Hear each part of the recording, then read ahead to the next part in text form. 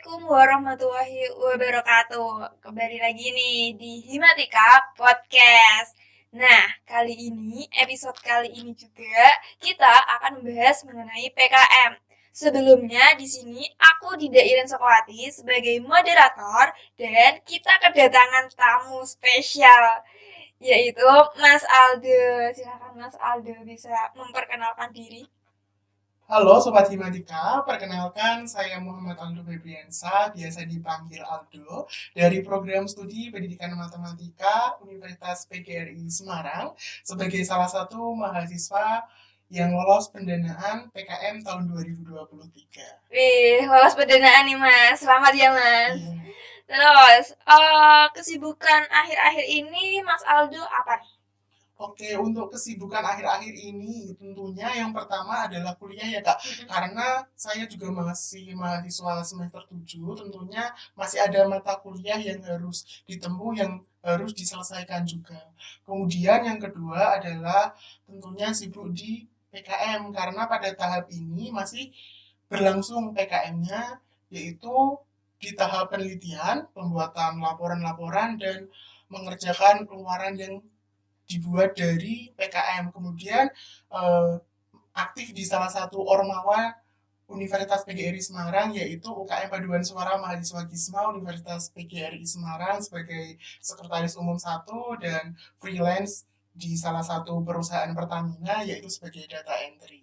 Ternyata sibuk sekali nih Mas Aldo. Selain kegiatan kuliah, PKM, ternyata juga ikut UKM Gisma dan freelance tadi ya Mas. Langsung di topik nih Mas, mengenai PKM.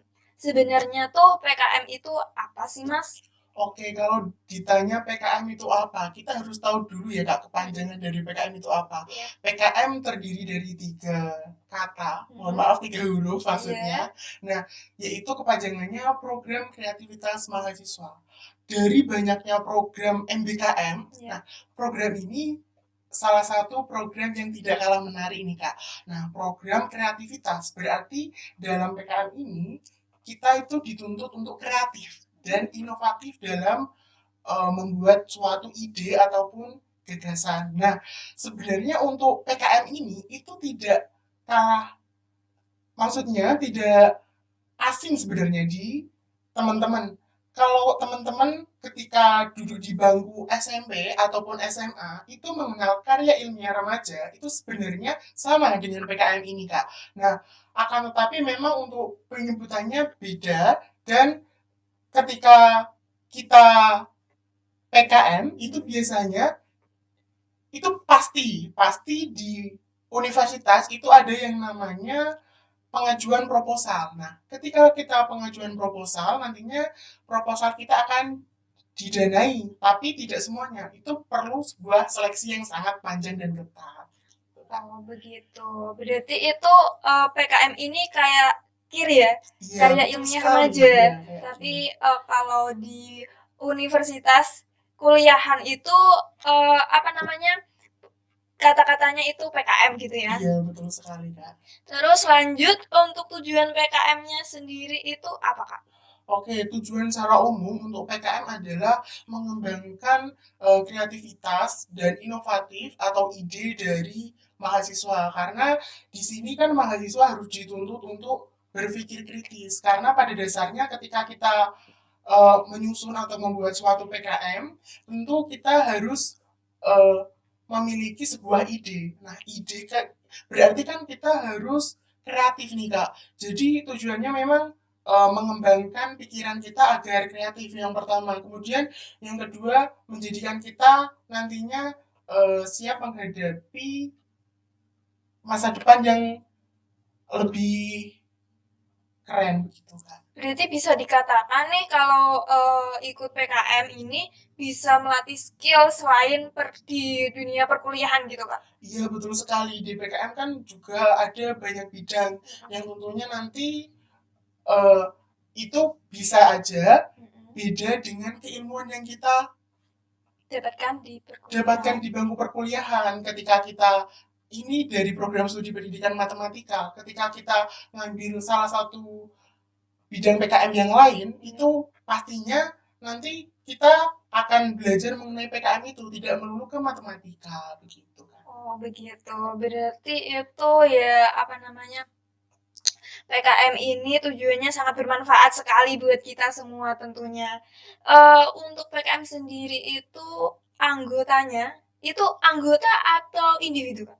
Oke, untuk PKM sendiri itu adalah kelompok atau Oh, kelompok. karena kan ini adalah sebuah program di mana program ini itu akan berlangsung sekitar 3 sampai 5 bulan, Kak. Nah, jadi ketika penyusunan itu sangat banyak tahap-tahapannya, mulai dari menyusun proposal, nanti kita harus bimbingan dengan dosen pendamping. Nah, habis itu kita akan maju ke Belmawa. Nah, kalau PKM kita didanai, itu nantinya kita melakukan penelitian atau riset atau membuat produk tergantung bidang kita tadi. Nah, habis itu nantinya kalau individu itu udah bisa. Anggotanya maksimal 3 sampai 5 orang. Berarti kira-kira sekitar 3 sampai 5 orang gitu. Iya. Kalau lebih dari 5 boleh gak? Nggak boleh Oh, tentunya, itu jadi- melanggar buku pedoman. Oh. Karena di PKM itu ada yang namanya buku pedoman yang setiap tahun itu pastinya diperbarui. Begitu ternyata. Terus untuk anggota tim PKM nih Kak, itu harus satu angkatan kah? Atau harus campuran nih? Oke, untuk tim anggota PKM itu sebenarnya eh, lebih baik ya Kak, lebih baik itu campuran karena ketika kita satu angkatan tidak memungkiri ketika kita mau membuat proposal ataupun ketika kita lolos pendanaan itu nantinya kan kita menjalankan suatu kegiatan nah Kak. Ketika kita dari angkatan yang sama itu biasanya kesibukannya kan sama nih Kak. Iya. Kalau kesibukannya sama tidak ada yang menghandle jadi nantinya malah kececeran. Nah, lebih baiknya itu dari angkatan yang berbeda sehingga ketika ada salah satu anggota yang tidak bisa itu masih ada yang menghandle atau yang melanjutkan sehingga tetap ada progres sampai akhir gitu. Tentunya juga membagi pengalaman baru nih kepada angkatan yang awal gitu ya. Nah, tentu sangat betul sekali yang dikatakan Kak Iren tadi. Nah, PKM ini kan program tahunan teman-teman. Jadi program tahunan kan ketika kita menggandeng adik tingkat, bisa Iya. dikatakan begitu, nantinya ketika kita udah lulus, adik tingkat bisa meneruskan tombak perjuangan kita nih Kak, dengan cara menggandeng anggota yang lain juga, atau adik tingkat yang lain, dan nanti PKM di UGRIS itu saling turun-menurun, dan diharapkan semakin banyak proposal yang didanai begitu, karena kan memang yang menggandeng itu sudah berpengalaman gitu. Terus untuk tadi kan katanya harus beda angkatan. Untuk lo jurusannya itu apa harus satu jurusan kah atau beda jurusan boleh?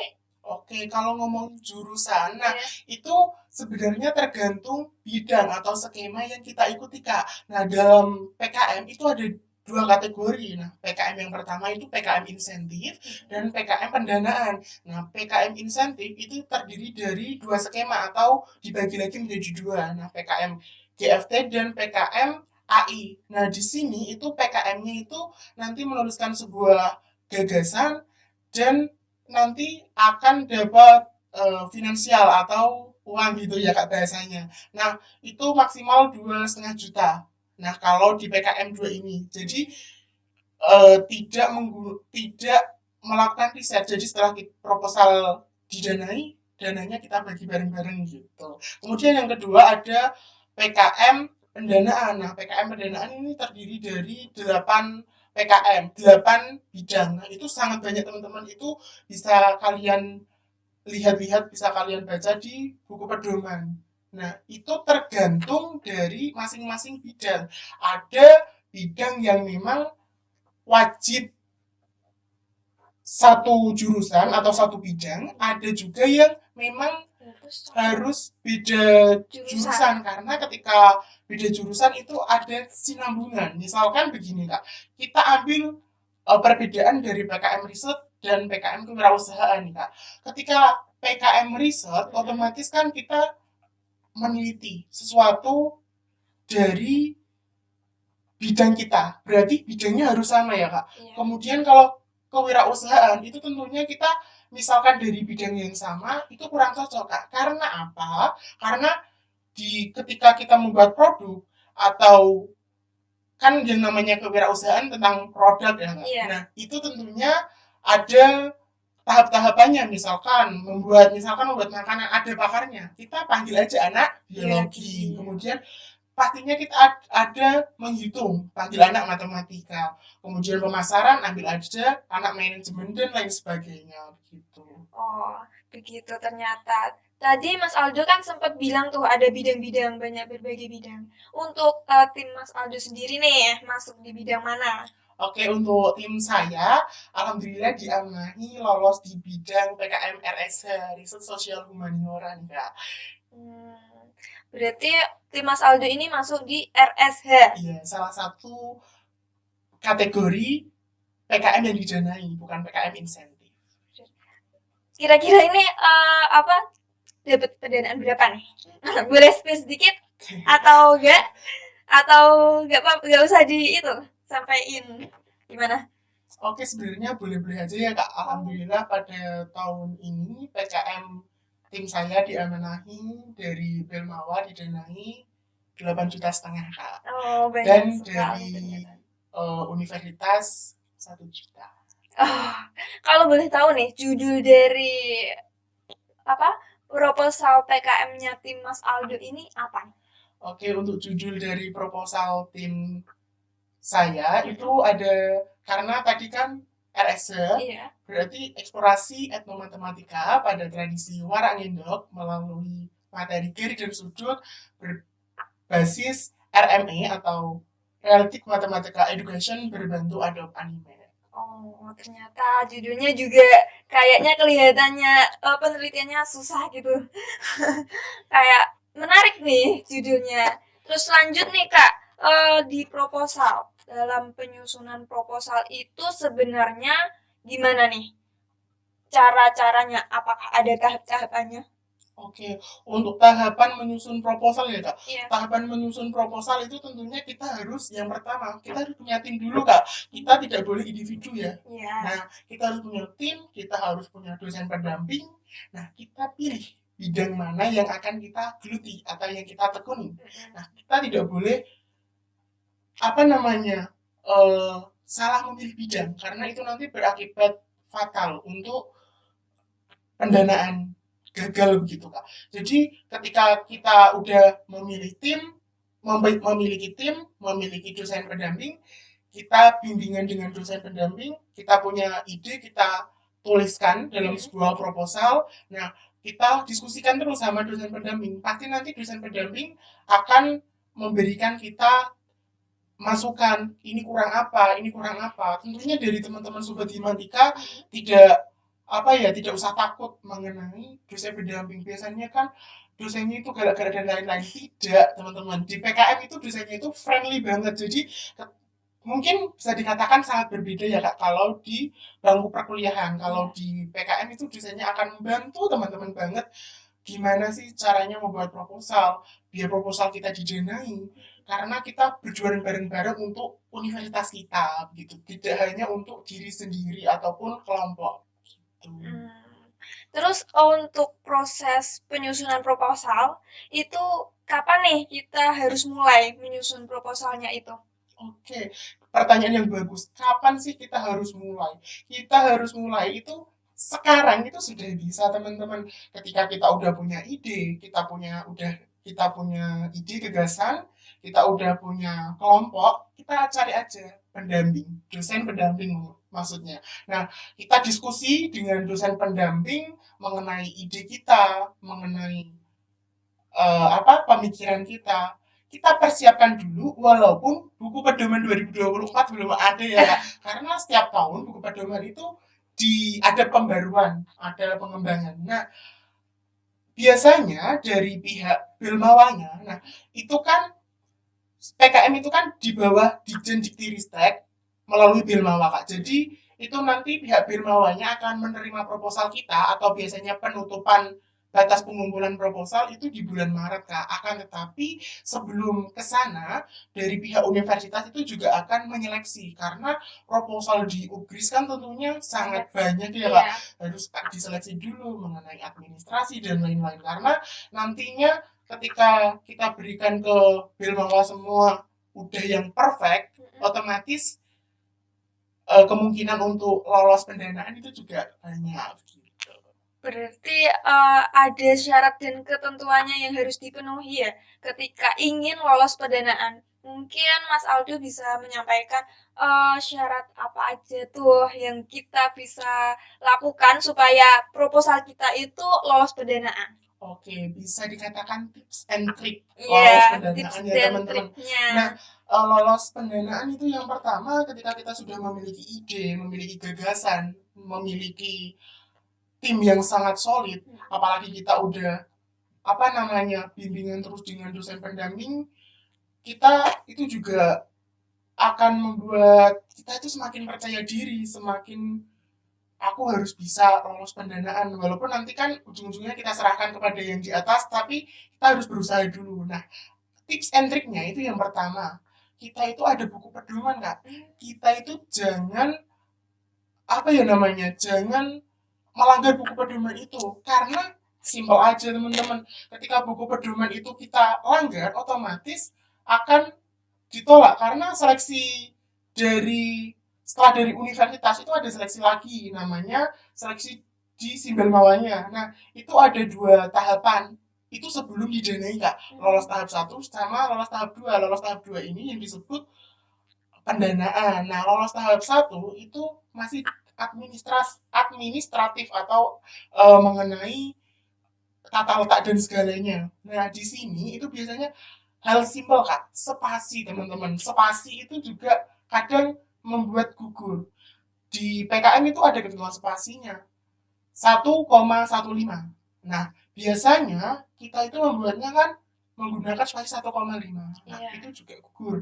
Kemudian yang kedua, biasanya kesalahan yang dilakukan banyak teman-teman penyusun PKM itu membuat cover, Kak. Kan biasanya proposal itu memang harus ada covernya. Akan tetapi di PKM ini untuk covernya itu tidak ada. Tidak ada. Nah, itu biasanya memang membuat fatal atau gagal dalam pendanaan. Terus yang ketiga, itu kan juga ada batas maksimal pembuatan proposalnya, Kak. Itu biasanya dilanggar. Biasanya kan teman-teman, aku menuliskan banyak proposal, otomatis berlembar-lembar gitu loh, Kak. Iya, iya. Otomatis ideku semakin bagus dan ini apa untuk didanai itu semakin banyak gitu, Kak. Nah, itu ternyata nggak gitu, Kak. Kita itu harus ada yang namanya aturan itu buku pedoman. Kita harus benar-benar Berarti patuh, mematuhi, benar-benar harus benar-benar patuh. mematuhi buku pedoman itu. Gitu. Gitu ternyata itu kita harus menyesuaikan pada pedoman di bukunya itu tadi. Terus tadi katanya Mas Aldo itu kan pedomannya per tahun itu ada perbedaan nih. Mungkin di tahun 2023 ini ada perbedaan nggak di tahun sebelumnya? Oke, untuk perbedaannya mungkin yang paling terlihat itu ada di luarannya, Kak. Nah, dari luarannya itu sekarang ada yang namanya media sosial. Nah, kita kan sudah membuat suatu produk nih, Kak.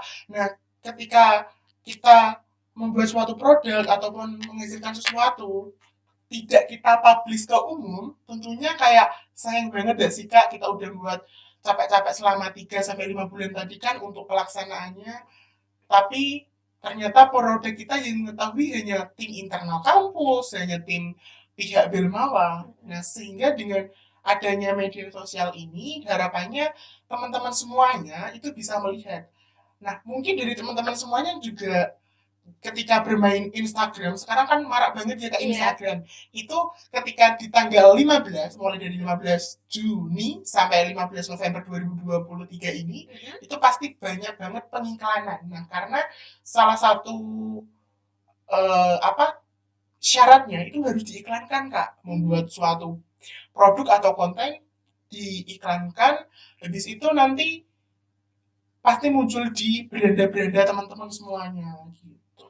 Oh, ternyata media sosial juga menjadi salah satu hal yang harus dilakukan dalam tahun ini ya, PKM tahun ini. Berarti anggota timnya harus bisa kayak itu iklannya atau pamflet-pamfletnya atau konten-kontennya dibuat sendiri atau gimana tuh Kak? Berarti anggotanya harus pintar nih, pintar mengenai membuat konten gitu. Oke, mengenai pembuatan konten di PKM itu tidak boleh yang ada jokian teman-teman. Jadi kita itu harus benar-benar mencari tim yang benar-benar bisa segala hal, segala sesuatu yang diharapkan itu harus bisa gitu. Karena kan seperti halnya tahun ini, misalkan kan dari tahun-tahun sebelumnya itu nggak ada yang namanya membuat konten di media sosial. Iya. Nah, di tahun ini kita dituntut membuat konten di media sosial. Jadi memang teman-teman PKM itu kan bisa dikatakan lebih unggul dari tim yang lain atau teman-teman yang lain. Jadi pasti bisa membuat apa namanya konten-konten yang sangat menarik dan edukatif. Itu bisa belajar menggunakan platform-platform yang ada di media sosial juga banyak. Misalkan YouTube, kita belajar di situ mendesain dan lain sebagainya kan juga sangat banyak ya Kak.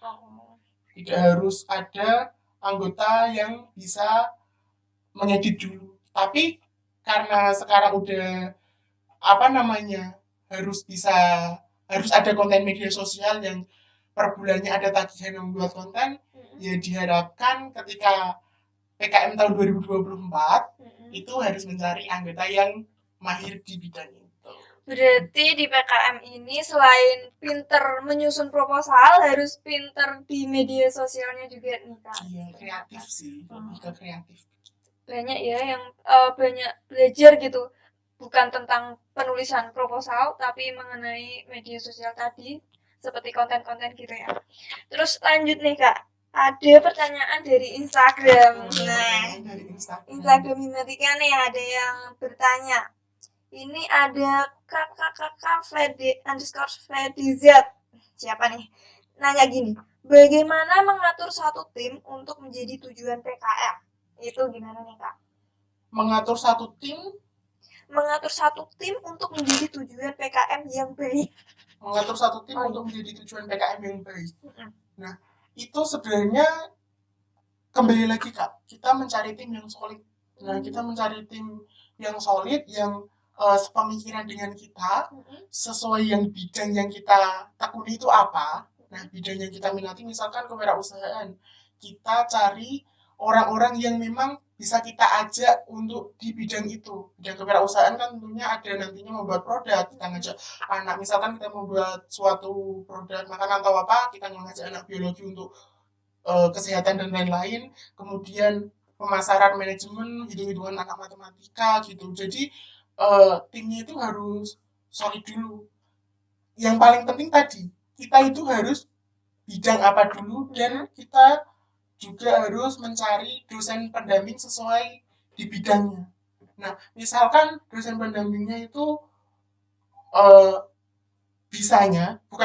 bukan bisanya, tapi beliau itu lebih mahir di PKM mengenai riset-riset nih Kak. Tapi saya pengen kewirausahaan beliau itu kan agak kurang cocok ya Kak.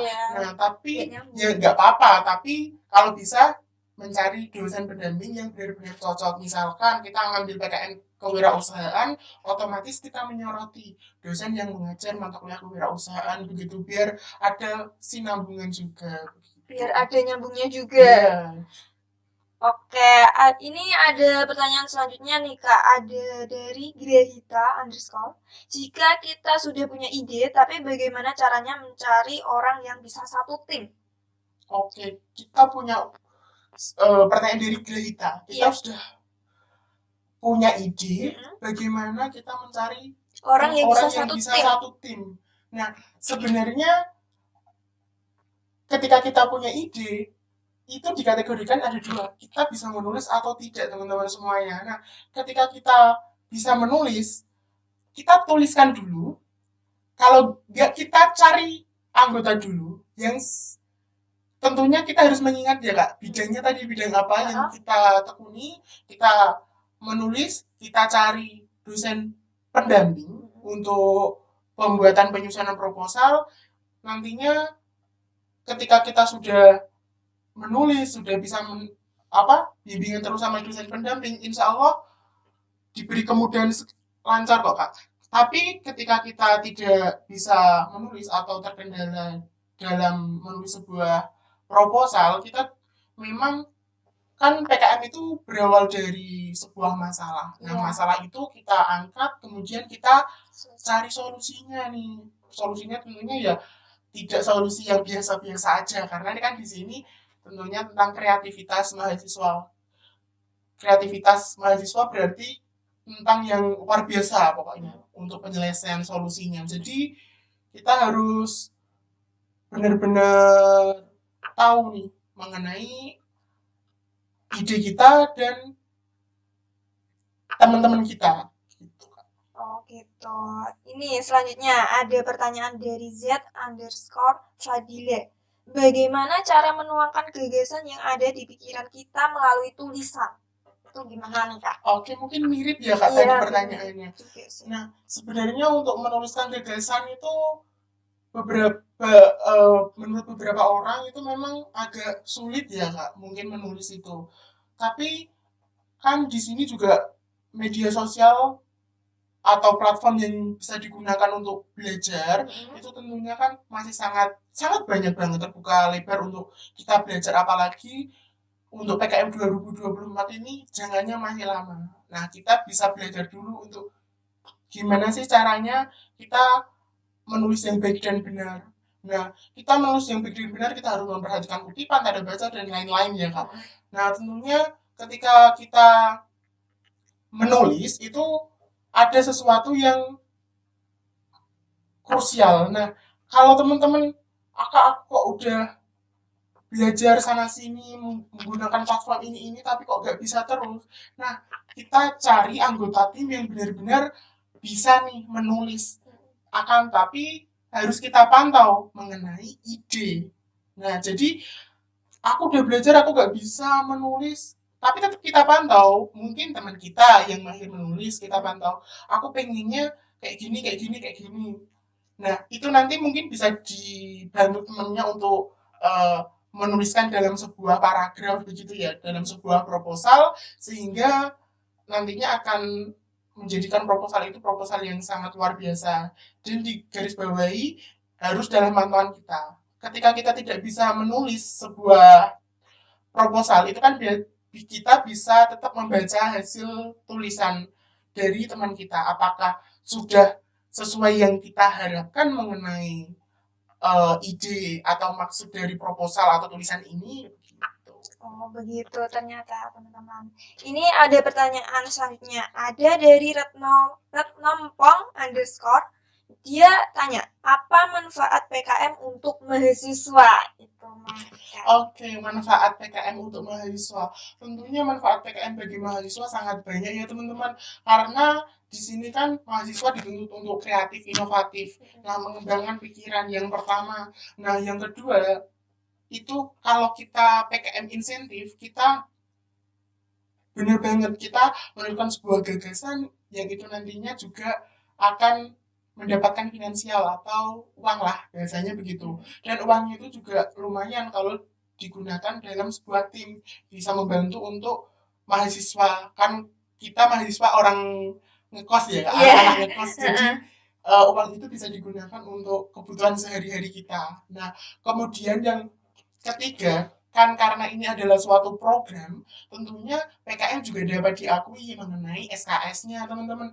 SKS-nya juga sangat banyak. Nah, SKS-nya itu ketika kita lolos tahap 1 di Belmawa, itu konversinya 1-2 SKS. Kemudian ketika kita lolos pendanaan seperti saya ini, itu maksimal 3-5 SKS. Dan kemudian nanti kan ada tahap lagi setelah saya melakukan program ini kan masih tahap riset ya, penelitian dan lain-lain. Ini nanti kan berakhirnya sampai tanggal 15 November itu semua akan dilaporkan, dan nantinya akan ada yang namanya PIMNAS. Nah, di PIMNAS itu konversinya maksimal 10 totalnya. dari lolos tahap 1 sampai PIMNAS teman-teman. Jadi kalau ditanya benefitnya sih sangat banyak ya, sekali. apalagi teman-teman ini kalau teman-teman bisa lolos tahap PIMNAS menjadi juara, itu Kak ada bebas skripsi. Oh, ternyata manfaatnya sangat luar biasa, banyak sekali ya. Iya, banyak banget sih Kak. Terus lanjut nih, ada pertanyaan terakhir dari Yurika ADS underscore. Kesulitan saat menyusun proposal PKM itu apa sih Kak? Oke, kesulitan saat menyusun proposal PKM. Nah, kalau untuk kesulitannya mungkin yang pertama ketika kita udah punya ide tapi kita tidak memiliki tim atau pendukung atau partner yang kurang solid itu menjadi kesulitan yang pertama. Terus yang kedua, kita salah di bidangnya, kita salah ngambil bidang. Nah, itu juga akan menjadi sebuah kesulitan.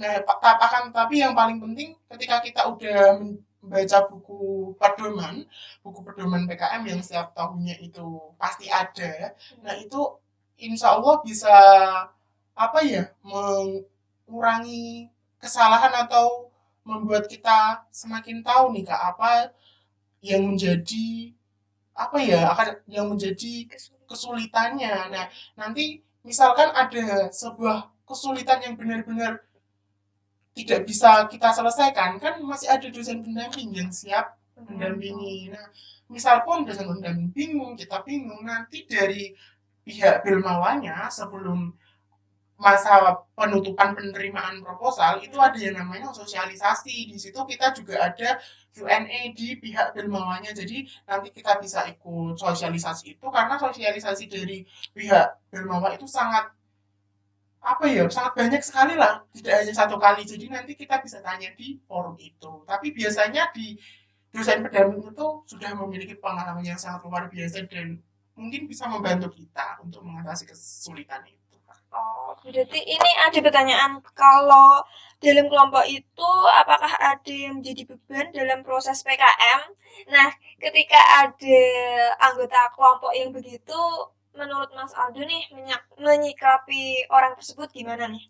Oke, menjadi beban. Ya, sebenarnya sih kembali lagi ya, yang namanya PKM kan adalah program yang beriringan dengan perkuliahan ya Kak. Jadi memang kadang beberapa kali itu kegiatan PKM itu tabrakan dengan jadwal perkuliahan sehingga ketika kita mau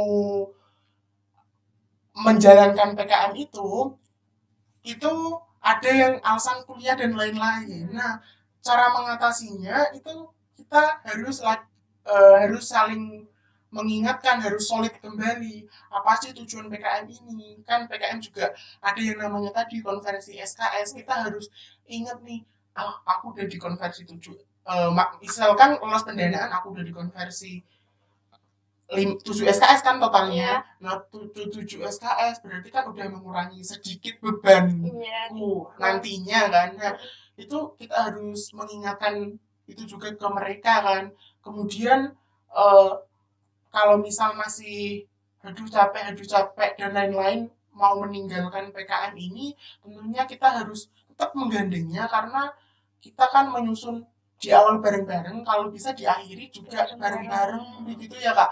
Jadi tetap harus saling jaga komunikasi sih. Misalkan kayak mengeluh capeknya itu tentang apa dan kenapa, itu harus dikomunikasikan. Jika memang sampai benar-benar bingung, kita juga ada tuh dosen pendamping yang siap membantu kita.